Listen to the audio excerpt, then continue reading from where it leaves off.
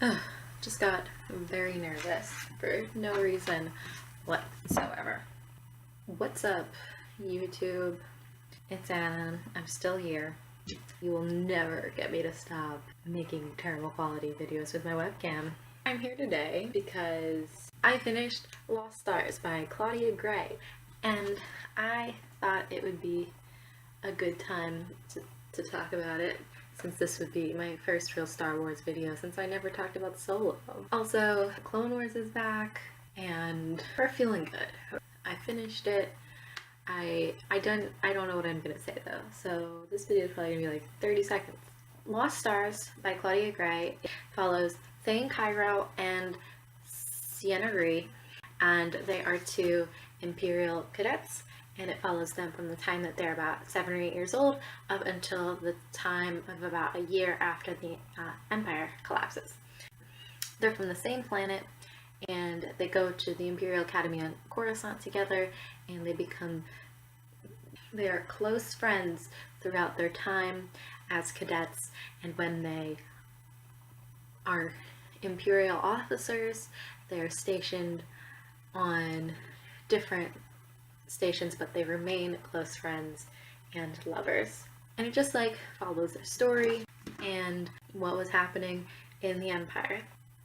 I like to rank my Star Wars books. I think Revenge of the Sith is my favorite, and then The Clone Wars is my favorite. Second favorite, Clone Wars is my second favorite, and Lost Stars is my third favorite, and I've read all of the books on my shelf, so that's 7 I think I've read now. Lost Stars is the first one that I'm sure, absolutely sure, is targeted towards a young adult audience. All of the other books have language and writing and themes in them that are less challenging and are definitely suited towards the same kind of audience that the Clone Wars is suited towards, like 8 to 12. But Lost Stars feels like YA, and I actually don't really love YA that much, but this feels like a good thick YA. It's got a good mixture of romance and action, and I would say that it's primarily action. All of the battle scenes are engaging and exciting, and this is really difficult to pull off because the 3 that you see are Yavin, Hoth, and Endor. So they follow the 3 main movies. To no one's surprise, Sienna and Thane are stationed at the exact same time that the original trilogy is taking place, and you get to see Leia and kind of get to see Luke and Lando and Han and all our faves and Darth Vader, but they're not like characters in it. The difficulty, I would think, would arise in writing battle scenes that we already know the outcomes of would be that like it wouldn't be engaging to the reader because we already know that it's a rebel victory. The writing was bearable, and it was a little bit funny, not that funny, but it was a little like humorous, sweet, and there was romance, and it was good. I love the way the Force gets involved in everyone's life. I also thought that it was good to get a very jaded rebel, because Thane is he's a rebel, but only because he hates the Empire. He just wants to stick it to him. And it was also really good to get an Imperial perspective. For a long time, she really believes in the Empire, and she really wants to maintain law and order, and she's not a bad person. She just wants to bring honor to her family and wants to believe that the Empire is good and is doing what it has to for the people it serves, and that she wants to do good for the people she serves. And for a long time she thinks there might be corruption in the Empire, but she's going to be able to fix it. And the problem is that because Sienna was positioned on the Devastator, which is Darth Vader's flagship. She was around for all of the big things, and it's impossible to be around Darth Vader and not be like, something fishy's going on here. This empire might be completely rotten from the inside out. And I think, and this is like my only criticism, my only major criticism, is that, like, I think it would have been fun to have two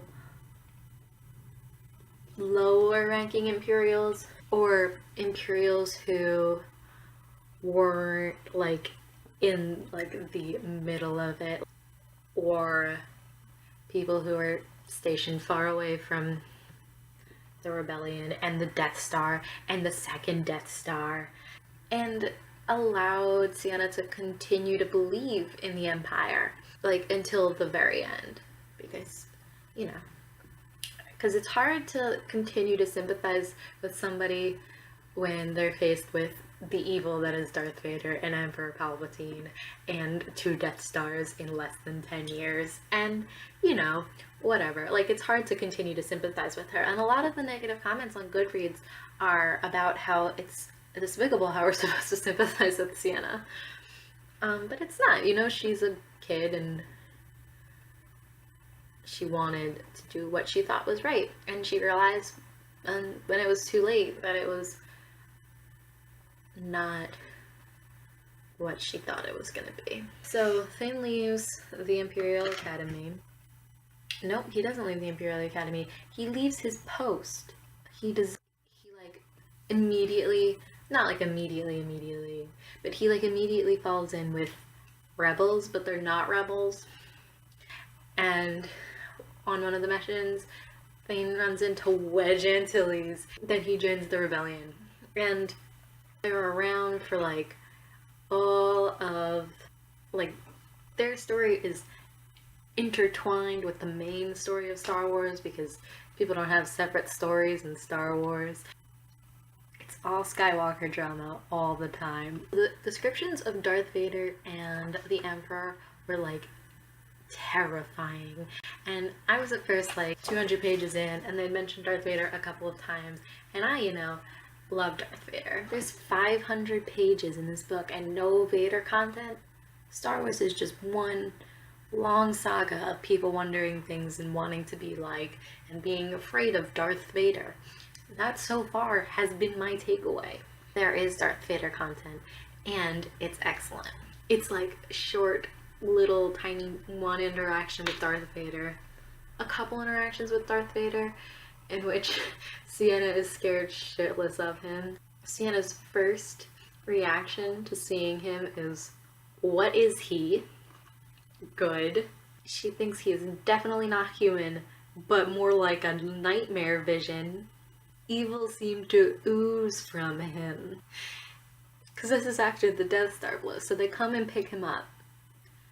And it's just Sienna and one other girl, her name is Bareese, and they come and pick up Darth Vader, and from just like he's wandering around in his TIE fighter, he's like, what happened?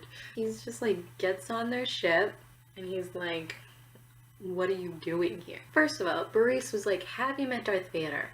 And Sienna was like, no, I've been an Imperial officer for 4 days. And she was like, well, good luck. And she makes her go greet him because she doesn't want to see Darth Vader. An understandable reaction. And then Darth Vader's like, what are you doing here? Who are you? Why are you here? And she's like, you were just flying around in space, dumbass. That she doesn't say that. And then Vader took this in for what seemed to be a very long time. And then he does not let Sienna or Bareese fly them back to the Devastator. He takes over the shuttle and flies them back and makes them sit in the hold. Like, what excellent Darth Vader content. I could have asked for more of the same if it was just like 500 pages of Darth Vader being obnoxious, but that's not what this book is. And if anybody wants to write me a 500-page book of Darth Vader being obnoxious, I would be much obliged. I'd probably buy like 7 copies of it, just because I wanted to have 7 copies of Darth Vader being obnoxious. I have mostly only good things to say about it. I took off a star because the writing wasn't perfect. I wouldn't have put them so in the middle of everything, because it does become hard to sympathize with Sienna after a while. But I can't really complain. I give it 4 stars, and it's good. Here's something. It's a well-executed story. It's 500 pages, but it flies. It flies. It covers a lot of space, and I love good Star Wars content.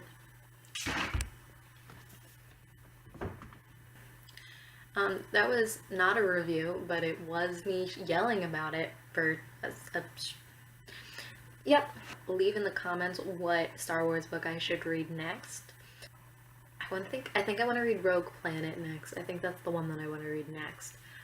Canon, not canon. I've heard things that made me nervous to read some of Claudia Gray's other Star Wars novels, but I really enjoyed Lost Stars, so, you know, wreck me some Star Wars books.